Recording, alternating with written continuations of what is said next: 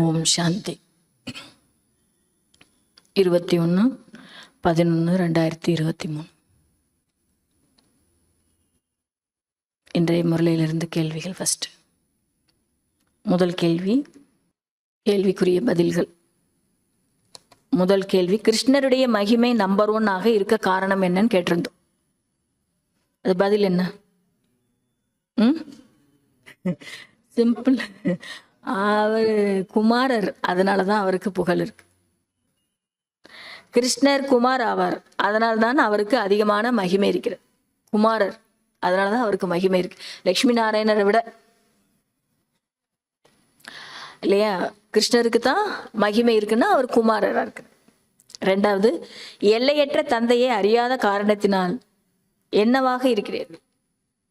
எல்லையற்ற தந்தையை அறியாத காரணத்தினால் என்னவாக இருக்கிறீர்கள் நீங்க?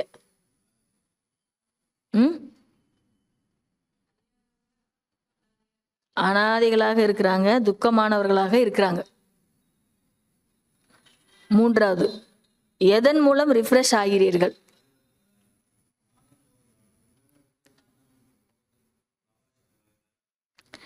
பதில் என்னன்னா, ஞானம் மற்றும் யோகா மூலம் நீங்கள் ரிஃப்ரெஷ் ஆகிறீர்கள்.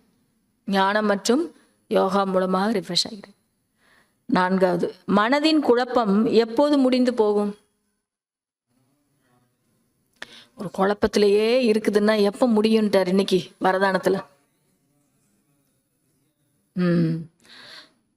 மனதின் மூலமாக சுப பாவனை மற்றும் சுப விருப்பம் கொடுப்பதில் பிஸியாகிவிட்டால் மனதின் குழப்பங்கள் முடிந்துவிடும். அடுத்து, புத்தி எப்போது சரியாக முடிவெடுக்கும்?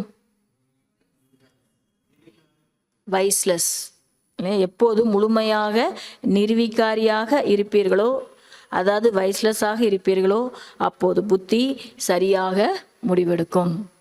அடுத்து இது ஃபில்லிங் த பிளாங்க்ஸ்ல, டேஷ் நடத்தையின் மூலம் தந்தையின் பெயரை வெளிப்படுத்த வேண்டும்.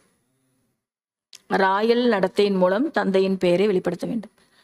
இரண்டாவது, யுத்த மைதானத்தில் டேஷ் இருக்காது, பாடசாலை இருக்காது. மூன்றாவது, மாயாஜீத் டேஷ் ஆகும், ஜெகஜீத் ஆக வேண்டும். சிருஷ்டி சக்கரத்தை புரிந்து கொள்வதன் மூலம் சொர்க்கவாசி ஆகிறீர்கள். எவ்வளவு நினைக்கிறீர்களோ அவ்வளவு குஷி ஏற்படும். டேஷ் ஆகிவிட்டீர்கள் எனில் டேஷ் ஆக வேண்டும். தந்தையினுடையவர்களாக ஆகிவிட்டீர்கள் எனில் உறுதியாக ஆக வேண்டும், பக்காவா ஆகணும். அடுத்து, மற்றவர்களுக்கு புரிய வைப்பதில் டேஷ் இருக்க வேண்டும், மிகுந்த போதை இருக்க வேண்டும். மற்றவர்களுக்கு புரிய வைப்பதில் மிகுந்த போதை இருக்க வேண்டும். ஓம் சாந்தி.